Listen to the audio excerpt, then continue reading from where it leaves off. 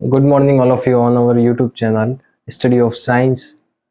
सो जैसा कि हम पिछले वीडियो में देख चुके हैं, हमने एक डेरिवेशन की थी। उस डेरिवेशन को आपको अच्छे से समझाया था और आप अच्छे से उस डेरिवेशन को नोट की होगी आपने, और उसको एक बार वापस रिवाइज कर लेना।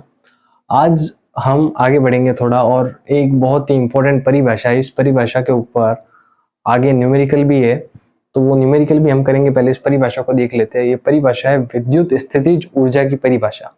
विद्युत स्थितिज ऊर्जा होती क्या है? दो या दो से अधिक आवेश एक दूसरे को आकर्षित या प्रतिकर्षित करते हैं। दो या दो से अधिक आवेश यानी कोई भी चार्ज ले लेते हैं हम दो, जैसे एक हमने ले लिया प्लस क्यू और एक हमने ले लिया माइनस क्यू। ये दोनों एक दूसरे को अट्रैक्ट करेंगे एक दूसरे की तरफ।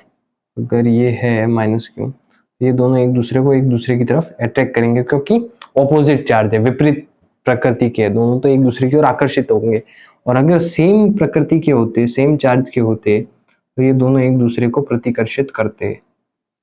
ये प्लस क्यू या फिर माइनस माइनस क्यू भी हो सकता है। तो दो या दो से अधिक आवेश एक दूसरे को आकर्षित या प्रतिकर्षित करते हैं। इन आवेशों को पास लाने या दूर ले जाने में हमें कार्य करना पड़ता है, कार्य करना पड़ेगा। और तथा किया गया कार्य जो हम इन दोनों को पास में लाते हैं, दूर लेके जाते हैं, इन दोनों में जो हम कार्य करते हैं, वो कार्य इन आवेशों के निकाय में स्थितिज ऊर्जा के रूप में संचित होगा। जो कार्य है वो निकाय में स्थितिज ऊर्जा के रूप में संचित होगा। इसे विद्युत स्थितिज ऊर्जा कहते हैं। यही है कि जो हम आवेशों को पास लाते हैं या दूर ले जाते हैं, उनमें जो कार्य करते हैं, जैसे प्लस प्लस को दूर लेके जा रहे हैं, प्लस प्लस एक दूसरे को दूर करेंगे, माइनस माइनस एक दूसरे को दूर करेंगे, प्लस माइनस एक दूसरे को पास लाएंगे, उसमें जो कार्य हो रहा है वो कार्य हमारा स्थितिज ऊर्जा के रूप में संचित होता है। यानी जो कार्य है वही हमारी स्थितिज ऊर्जा है। इस आप डेफिनेशन को उतार लीजिए। इसके बाद हम आगे इसकी डेरिवेशन करेंगे। कुछ दो आवेशों के कारण स्थितिज ऊर्जा, तो आप ये कर लीजिए, उतार लीजिए। ये मत उतारना, ये मैंने केवल आपको समझाने के लिए बताया था। ठीक है, ये आप नोट कर लीजिए।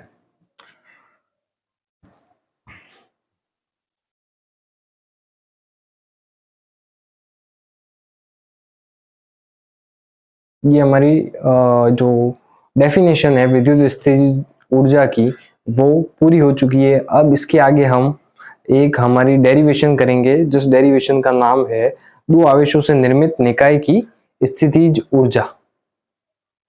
तो आपने ये नोट कर लिया होगा। अब इससे आगे बढ़ते हैं हम।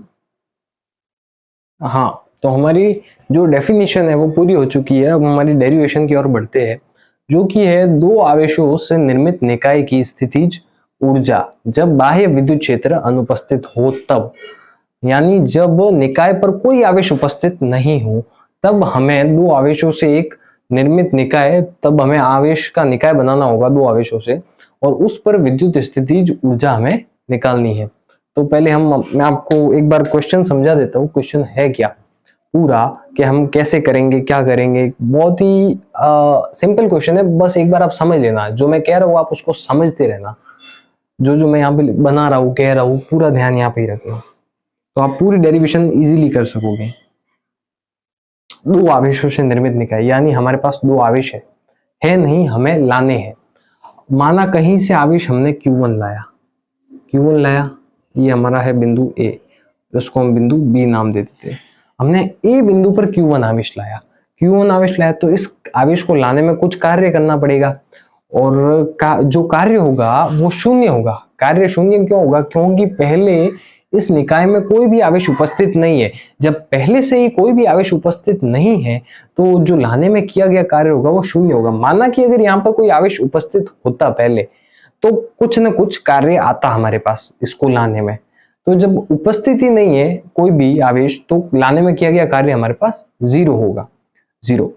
और जब यहाँ पर Q1 आवेश आएगा, जो कि Q1 आवेश है आएगा, इसके कारण B बिंदु पर विभव उत्पन्न होगा, तो वो विभव भी हमको लिखना है। और जब हम B बिंदु पर लाएंगे, B बिंदु पर आवेश Q2, दो आवेशों से निर्मित करना है, तो B बिंदु पर भी हमें दूसरा आवेश लाना पड़ेगा। B बिंदु पर हम आवेश लाएंगे Q2, Q2 को लाने में कार्य करना पड़ेगा और वो कार्य होगा। क्यों? क्योंकि यहाँ पर अब पहले से आवेश प्रेजेंट है Q1, तो जो कार्य करेंगे वो विभवांतर की परिभाषा से ला देंगे VA माइनस VB, या फिर विभव की परिभाषा से कार्य आ जाएगा V बराबर W/Q0। तो ऐसे हमें ये क्वेश्चन करना है। तो आओ हम क्वेश्चन स्टार्ट करते हैं। ये हमारा Q1 है, ये आया। Q1 के कारण B बिंदु पर हम विभव उत्पन्न होगा। तो अब इसकी जो लैंग्वेज है वो लैंग्वेज हम लिखेंगे। आप ये डायग्राम बना दीजिए और ये क्वेश्चन भी लिख दीजिए, उसके बाद मैं आपको लैंग्वेज लिखवा देता हूँ।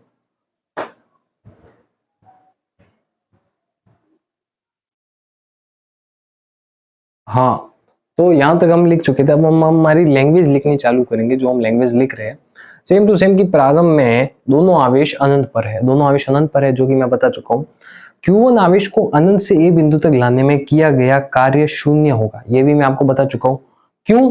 क्योंकि निकाय में कोई आवेश उपस्थित नहीं है, पहले से ही कोई आवेश उपलब्ध नहीं है, उपस्थित नहीं है।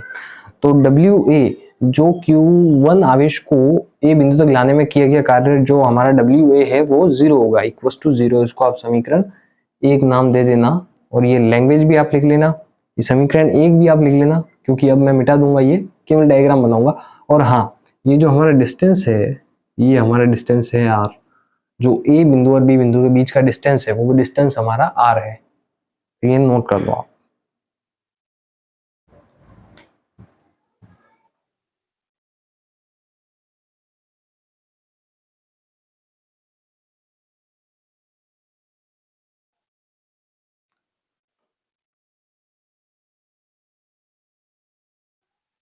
हाँ, तो जैसा कि मैंने आपको कहा था कि पहले उसको लाएंगे, उसको लाने में कार्य करना पड़ेगा और वो कार्य 0 होगा।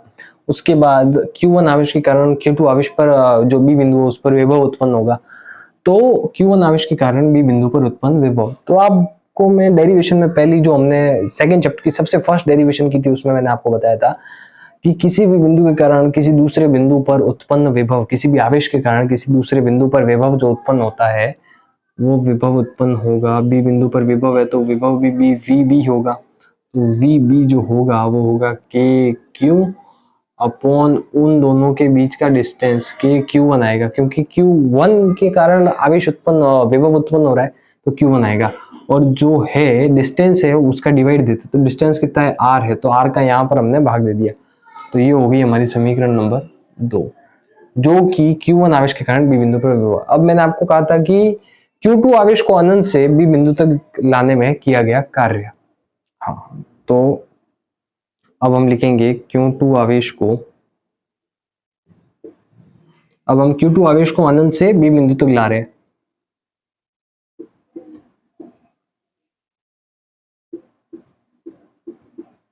बिंदु तक लाने में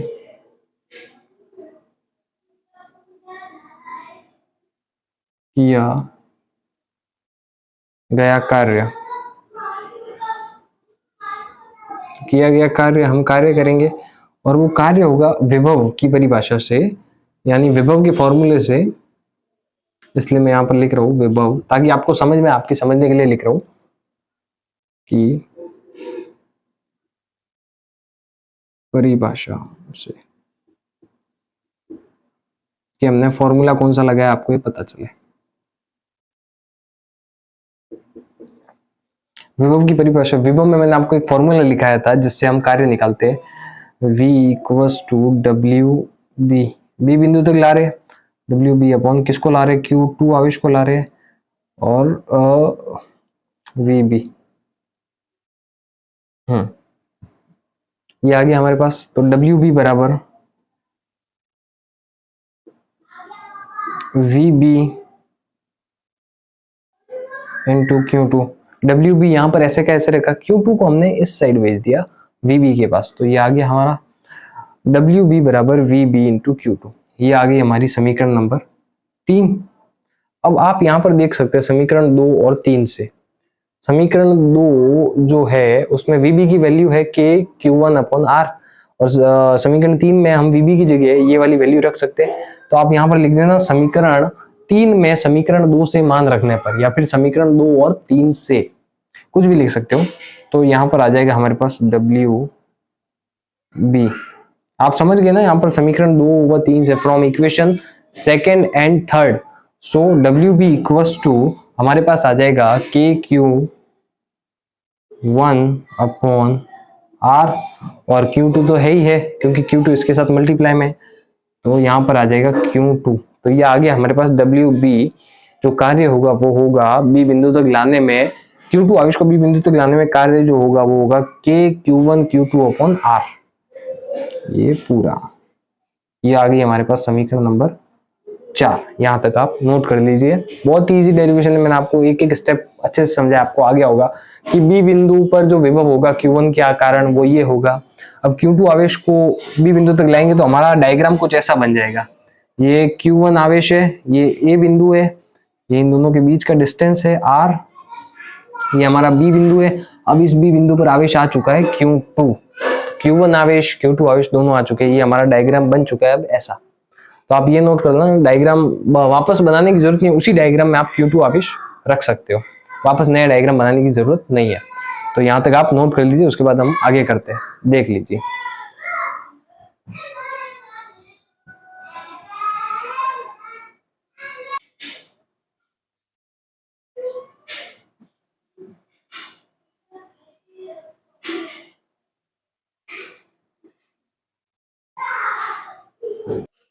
हाँ, तो अब हम निकालेंगे निकाय का कुल कार्य।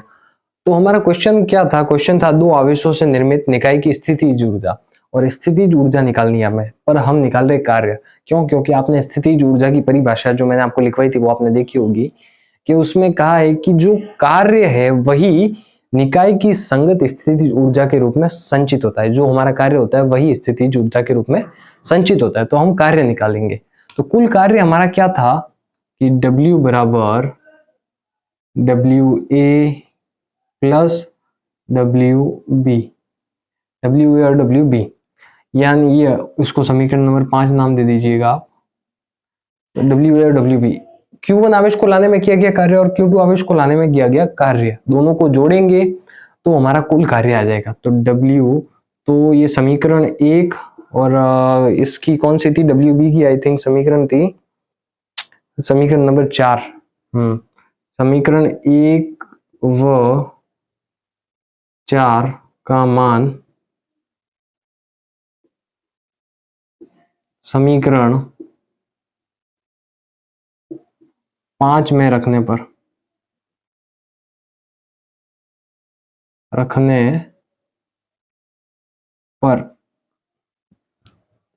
एक जो WA की वैल्यू है और 4 जो WB की वैल्यू है, यानी बी बिंदु पर कार्य की वैल्यू है। तो WA की वैल्यू तो आप जानते हैं 0 है, और WB की वैल्यू है K Q1 Q2/r। तो हमारा कार्य क्या आएगा? W बराबर K Q1 Q2/r। तो ये हमारा कार्य आ चुका है, ये हमारा कार्य आ चुका है जो कि ये है। इसको आप समीकरण 6 नाम दे दो, और वो की वो सेम चीज लाइन लिखनी है कि हम जानते हैं WKT वी नो दैट, ये मैं इंग्लिश में लिख रहा हूँ, शॉर्ट में लिख रहा हूँ, आप इसको ये लिखना, हम जानते हैं कि किया गया कार्य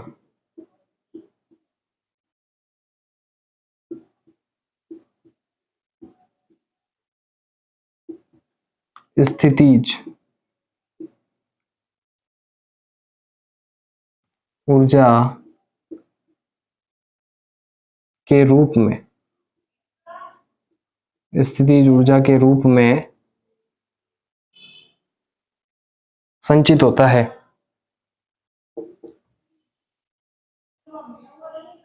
संचित होता है, ये हम उसकी परिभाषा से लिख रहे हैं। ये चीज जो हम लिख रहे हैं विद्युत स्थितिज ऊर्जा की परिभाषा से कि किया गया कार्य स्थितिज ऊर्जा के रूप में संचित होता है, यानी कि W बराबर U, समीकरण नंबर 7।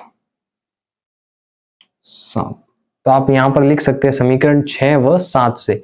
तो यहाँ पर जो W उसकी जगह मैं U लिख सकता हूँ, U इक्वल्स टू के Q1 Q2 अपॉन R। ये हमारा फाइनल आंसर है।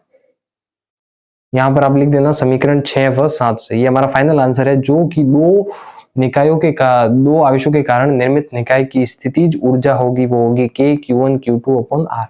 तो ये हमारी डेरिवेशन कंप्लीट हो चुकी है। इसके बाद हम नेक्स्ट डेरिवेशन जो होगी हमारी, तीन आवेशों से निर्मित निकाय की स्थितिज ऊर्जा निकालेंगे हम। अभी हमने निकाली है दो आवेशों से निर्मित निकाय की स्थितिज ऊर्जा, जो कि हमारी K Q1 Q2 upon R U बराबर। सो ऐसे ही जुड़े रहिए हमारे चैनल के साथ, स्टडी ऑफ साइंस, और हमारे वीडियोस पर कमेंट कीजिए। आपको जो भी समझ में नहीं आता है हम आपको और अच्छे से समझाएंगे।